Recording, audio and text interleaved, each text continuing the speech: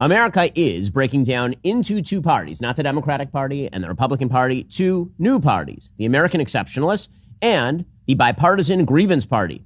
The American Exceptionalists believe in American exceptionalism, that America is awesome, that we have historically been awesome, and that we will be awesome again if we do the hard things that we must do. The Grievance Party members believe America is not awesome, was never awesome, and will only be awesome if we fundamentally rewrite the American bargain and also retreat from the world for our great sins. That battle between the American Exceptionalists and the Grievance Party, left and right, will define our future as Americans. So Ben Shapiro just dropped his theory about America's new political divide, and it's brilliant. He's arguing we're not Democrats versus Republicans anymore. We're American exceptionalists versus what he calls the Grievance Party.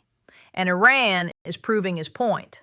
Let's break this down. They're on the left and they're on the right. They're the people the president calls low IQ these days, and they've become largely indistinguishable from one another. Hassan Piker on the left, say, and Tucker Carlson on the right. They seem to believe that America's constitutional system is a mockery and a sham, that our free market economy is actually just a rigged oligarchy created by nefarious and evil elites at the expense of the poor, that our military is a gigantic terrorist operation, and that the world would somehow be better off if America abandoned the international playing field. Now, that Grievance Party, they're gaining adherents because the world feels chaotic, and when the world feels chaotic, there is comfort to grievance. When you feel like nothing is in your control, it is easy and politically productive to blame mysterious forces beyond your control. That also happens to be a recipe for failure, both individually and nationally, which is what the propagandists for the Grievance Party are rooting for, pretty openly. They're openly rooting for the United States to fail in its battle to rid the world's leading state sponsor of terrorism, Iran, an apocalyptic death cult that cries death to America, from obtaining nuclear weapons. They want America to lose. This is absolutely stunning. Hassan Piker and Tucker Carlson agreeing on Iran policy proves the Grievance Party thesis. Far-left streamers and populist right talking heads united in wanting America to lose.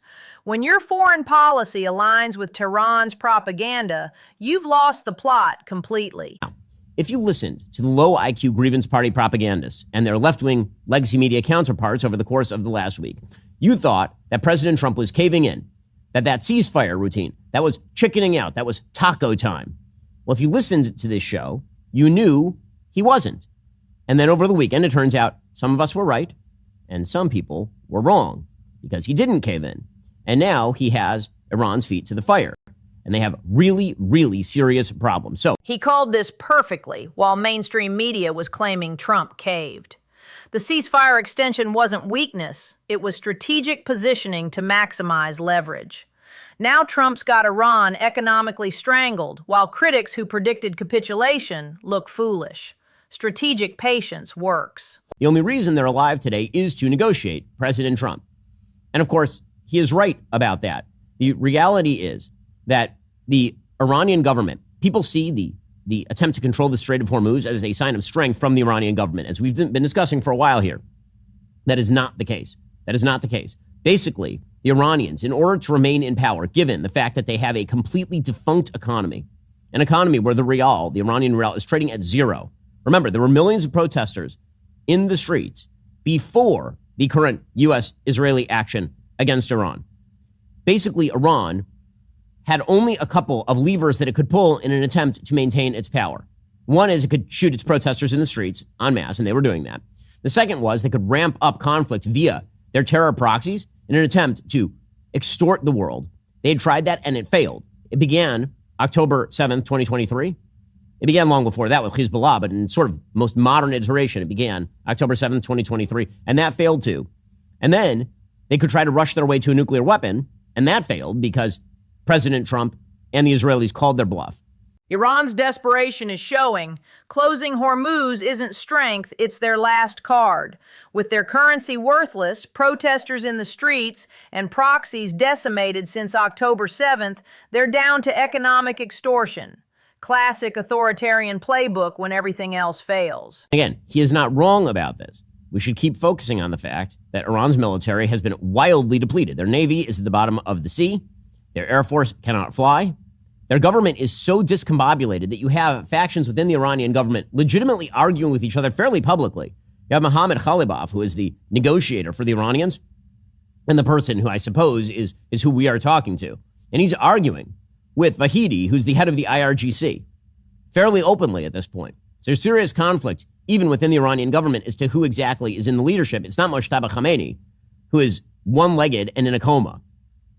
So things are not going well for Iran. Not only that, it turns out that actually, as the world reorients away from oil in the Persian Gulf, they're reorienting in the immediate term toward the United States. And by the way, globally, they're going to reorient away from transiting the Strait of Hormuz. Khamenei in a coma changes everything.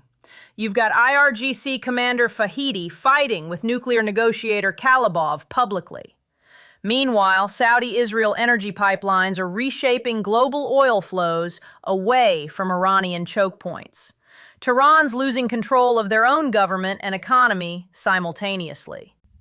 He put out a statement, quote, "The fake news media has lost total credibility, not that they had any to begin with, because of their massive Trump derangement syndrome, sometimes referred to as TDS. They love saying that Iran is winning when in fact everyone knows they're losing and losing big. Their Navy is gone, their Air Force is gone, their anti-aircraft apparatus is non-existent, radar is dead, their missile and drone factories have been largely obliterated, along with the missiles and drones themselves, and most importantly, their longtime leaders are no longer with us. Praise be to Allah.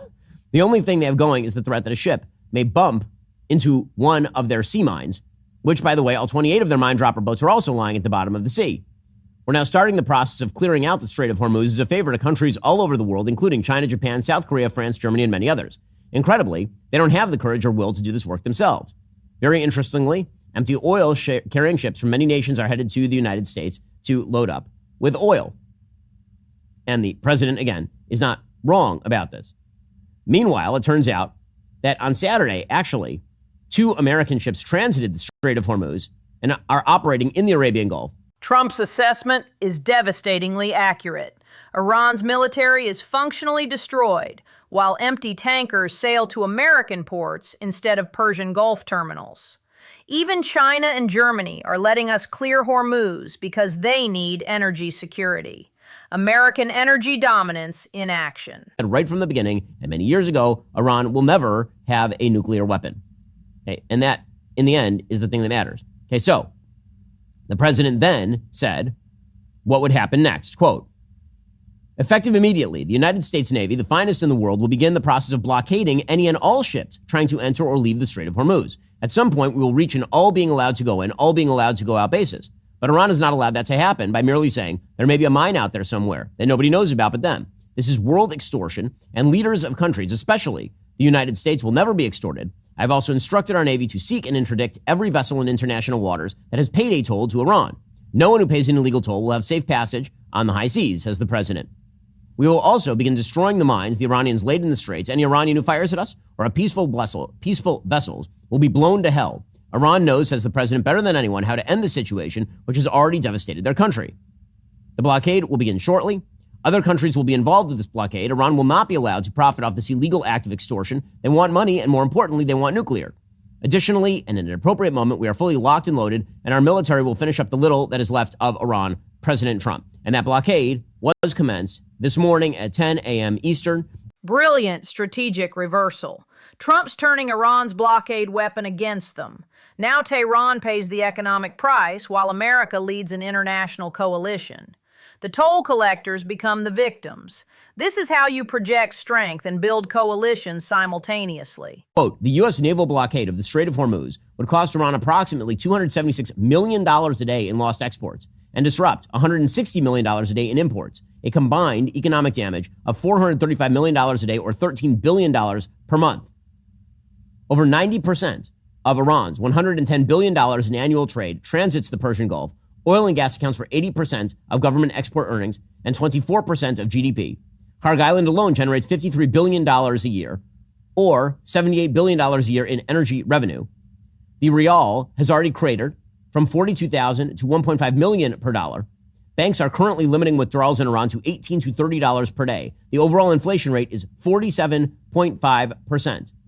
And a blockade eliminating all foreign exchange earnings pushes the rial into terminal hyperinflation. The regime just issued its largest ever banknote, 10 million rials. Okay, that sounds like a lot of money, 10 million rials. That is $7. $7. These numbers are staggering. $435 million daily losses.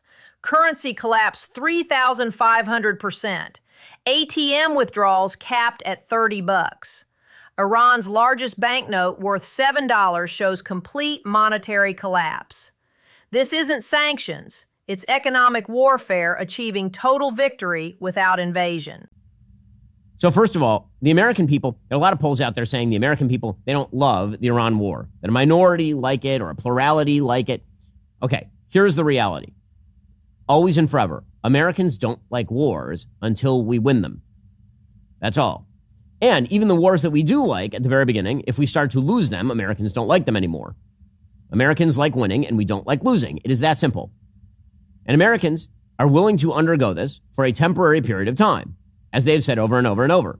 The polls that say, do you like the war right now? No one likes the war right now. No one's like, yes, war. The question is, what do we get in exchange for not doing what we're doing? And the answer is a nuclear Iran with its foot on the throat of global oil supply. Well, that's unacceptable. Every poll shows that a short duration war that achieves our goals is popular with the American people. And a long-term war that doesn't achieve any of our goals is wildly unpopular. Because, duh. Well, Representative Mike Turner of Ohio. Exactly right about American war psychology. We support conflicts we win, oppose ones we lose. Americans will tolerate temporary disruption to prevent nuclear Iran controlling global energy. The alternative, Tehran with nukes and Hormuz leverage, is unthinkable. Refuse. And who spend all of their time trying to trot out the propaganda of our enemies. Tucker Carlson did this on the BBC yesterday.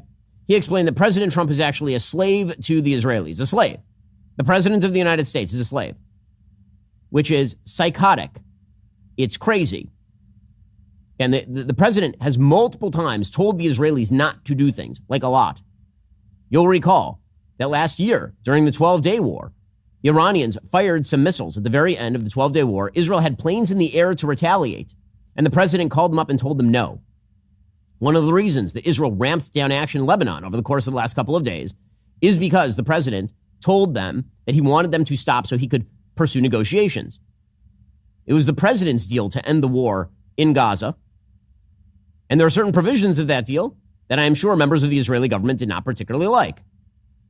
The notion that Israel controls America's politics is asinine, truly asinine at every level. But because Tucker Carlson is a conspiracy theorist who believes that America ought to give up its global leading role to China and Russia, because he believes that the president of the United States is a slave. That is his language. Insane. Tucker's slave language is genuinely unhinged anti-Semitic conspiracy theorizing. The evidence is overwhelming. Trump restrained Israeli retaliation multiple times, negotiated Gaza ceasefire Israel didn't love. Tucker's parroting Iranian talking points while claiming to be America first. Disgraceful. They're going to hold hands and walk off into the distance together. This is the grievance party. It is not a shock to see them on the same page with regard to the Iran conflict, because that has become the flashpoint for that divide that we were talking about between America being exceptional and our allies being good, and America being evil and our allies being horrible. Hassan Piker, who, again, the left is now treating Hassan Piker with, shall we say, undue respect. Ezra Klein, who, again, I like Ezra, but he's off his rocker in suggesting that Hassan Piker ought to be treated as a mainstream voice in the Democratic Party. Hassan Piker has supported pretty much every terror group on planet Earth.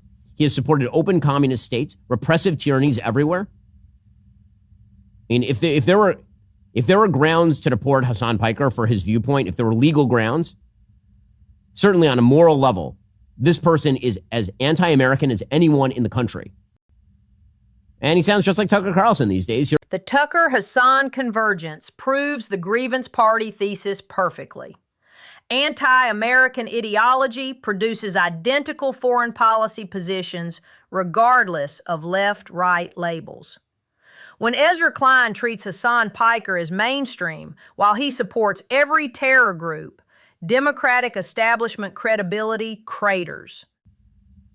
This has been a long battle in coming. The fact that it's infused a little part of the right, a splinter fragment of the right, not a great shock in a time, again, of social media brain rot algorithmic nonsense. But it is the fight. It is the fight. Now, The good news is the president is not caving in that fight. The president didn't announce a negotiation with Iran and then immediately cave on his central principles. And again, the leverage is against Iran right now. It is not that Iran has all of the controls. Iran does not have the controls. The only question is how long they can last in the face of overwhelming firepower, in the face of overwhelming economic downturn, in the face of the fact that most of their leadership class is dead. That is just a timing game. But there is no question that on any raw level, the United States has done tremendous damage to Iran and is continuing to do so right now.